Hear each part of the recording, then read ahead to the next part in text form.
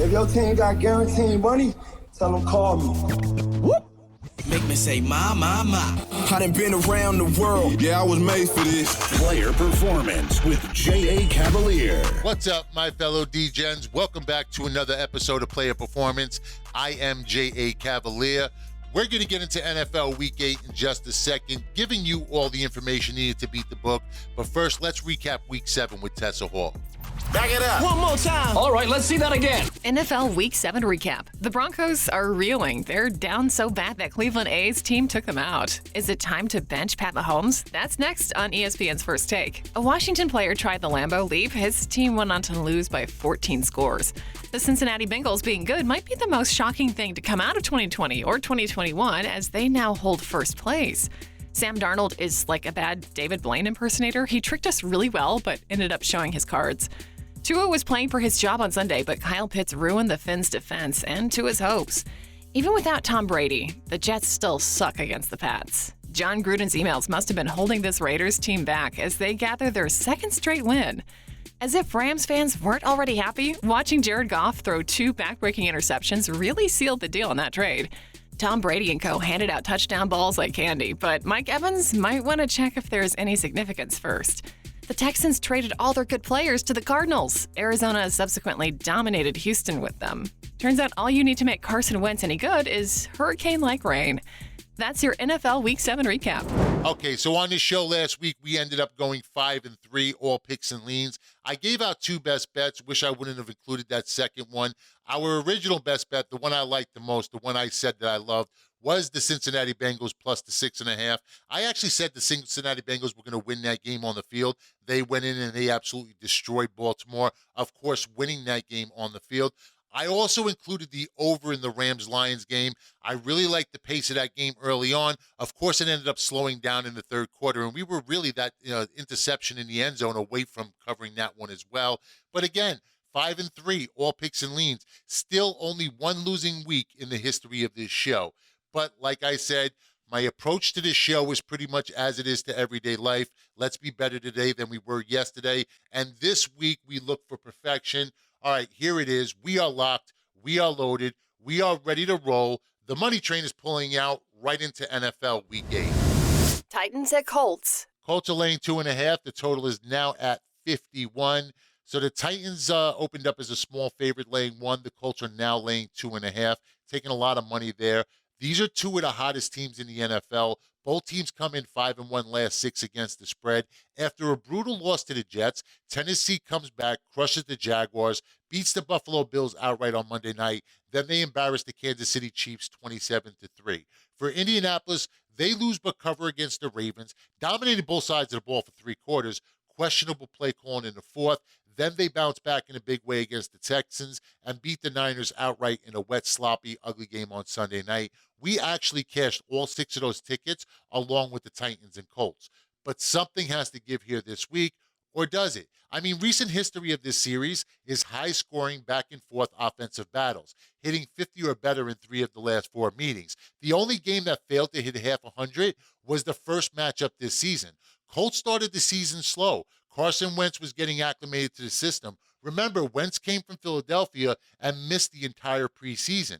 Now he's settling in, and you can argue he's playing the best football of his career. In fact, both of these offenses are rolling right now.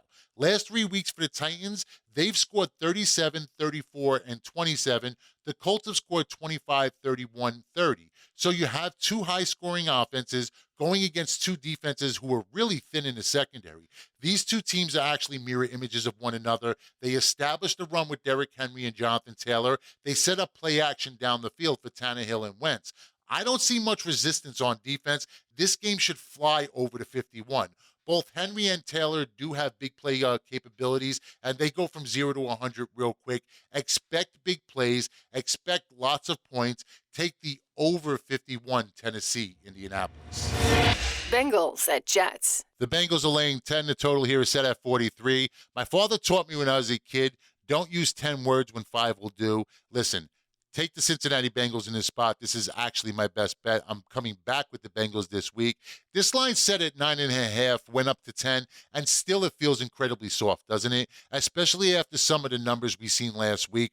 Both teams on the opposite ends of blowouts, both trending in different directions. Zach Wilson is out indefinitely for the Jets. So it's either going to be Mike White or Joe Flacco. I don't care who gets the nod in this one for the Jets. This game just screams blowout. I don't like laying double digits in the NFL, but full transparency, I already placed this. Take the Bengals big, lay the points. You can buy the half a point, but it's not going to be needed. Joe Burrow can play poorly in this game, and they still end up winning by double digits. J.A. Cavalier's Pro Football Triple Crown. 3 NFL games for this Sunday. 3 straight, 3 two-team parlays, 1 week, $99. His Pro Football Triple Crown must go 3-0 or the entire NFL season is free. J.A. Cavalier's Pro Football Triple Crown. Link in the description below. Click the link now and jump on the money train.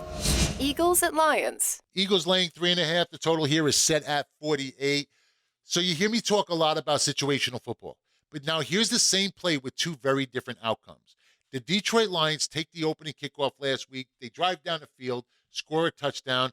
Then they come back, kick an onside kick, which was successful. They ended up recovering, and it led to a field goal. But successful or not, it was actually a great call. See, Dan Campbell knew he was going to have to score a ton of points to stay in that game. The Lions weren't beating the Rams on the defensive side of the ball. At that point, he was playing with house money, had nothing to lose. Up 7-0, the Lions feeling good about themselves, and there was really no reason for the Rams to expect an onside kick. It was the perfect play, called at the perfect time. But you know when you don't call an onside kick? Opening up the second half in a game you're already trailing 17-7. And that's what Nick Sirianni did. Defense was holding its own. The game was still in reach. And just a field goal in that spot, and it becomes a 2-touchdown game.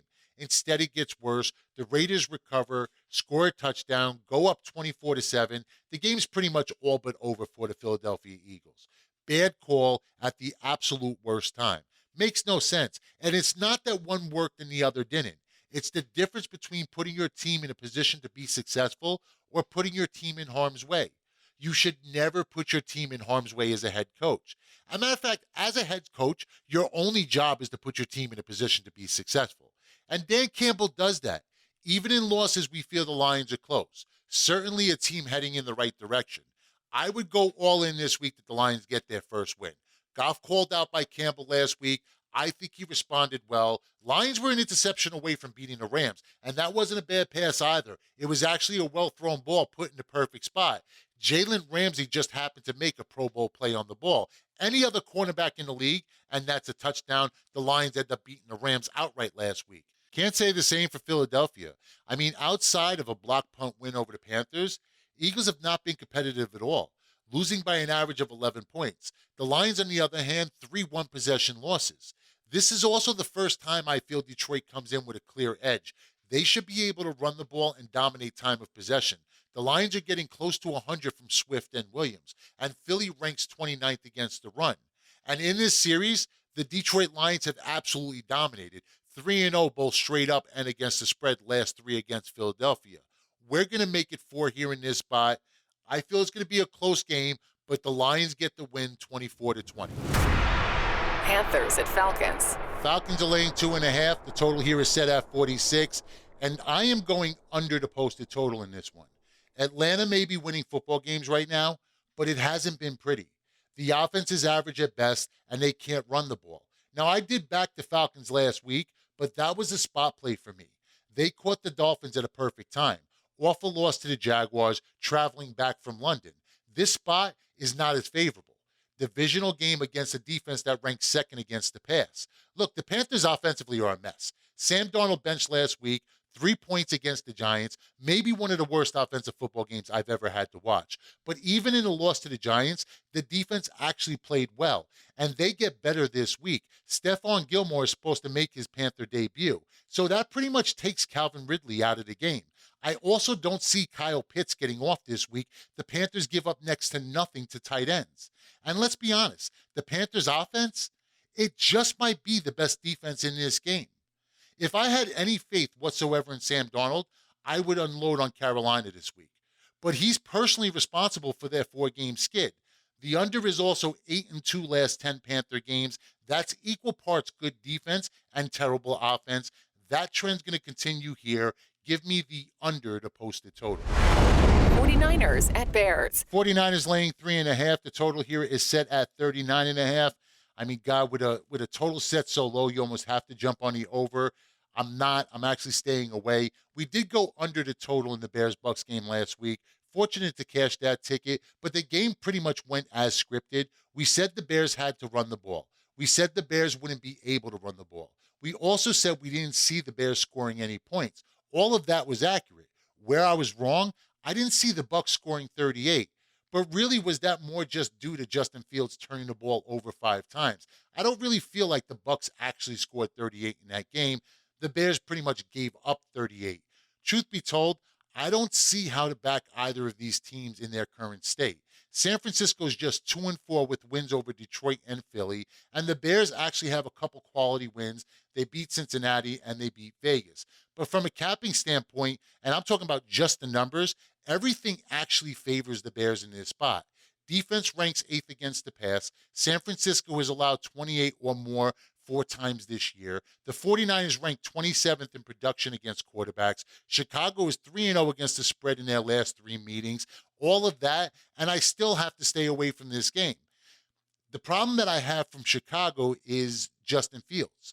I don't like how Nagy has handled Justin Fields. He looked absolutely dejected on the sidelines last week, and all the news coming out of Chicago right now, none of it is good.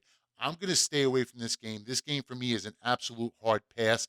But if you have to lean anyway, I think you just have to look at this total in this game and just close your eyes and say, fuck it, let's just go over. J.A. Cavaliers Pro Football Triple Crown. 3 NFL games for this Sunday. 3 straight, 3 two-team parlays, 1 week, $99. His Pro Football Triple Crown must go 3-0 or the entire NFL season is free.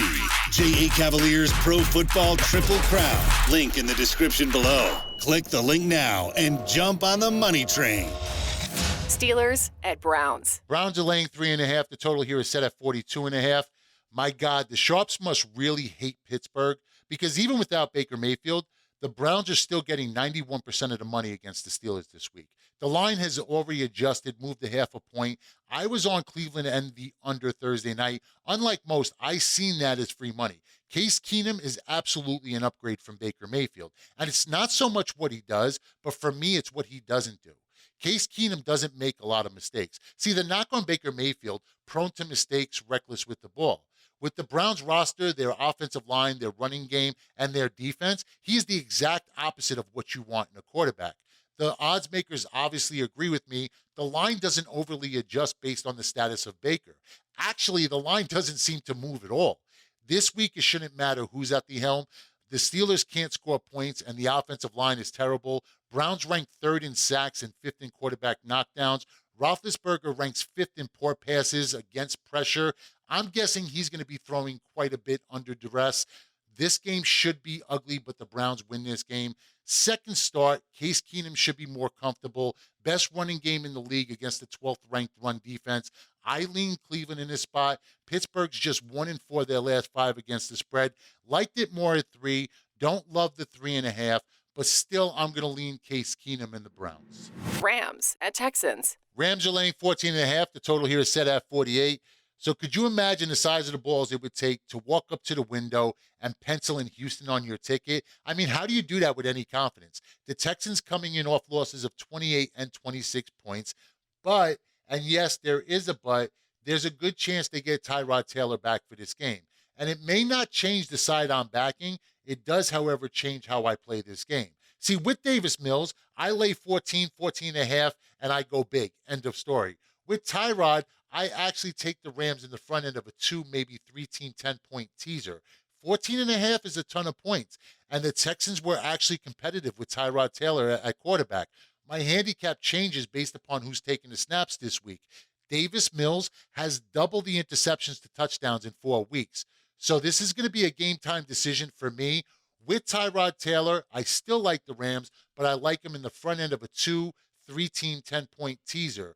With Davis Mills, I would say go all in. lay the 14.5. Day, week, month, and season packages available on whylose.com. That's the letter Y, LOSE.com. That's right. Get to whylose.com. That's the letter Y, LOSE.com. Something for everyone on whylose.com. It's not just the NFL, college football in full swing, World Series, NHL, NBA, college basketball is going to be starting soon. So literally something for everyone on whylose.com. That's the letter Y, LOSE.com. Be sure to subscribe and like. Appreciation is always appreciated. And guys, pick up the Pro Football Triple Crown this week.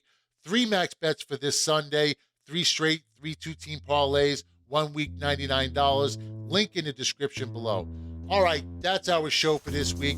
I am J.A. Cavalier. See you guys back here next week with NFL Week 9. Until then, remember, bet with your head, not above it. Day, week, month, and season packages available on whylose.com. That's the letter Y, LOSE.com.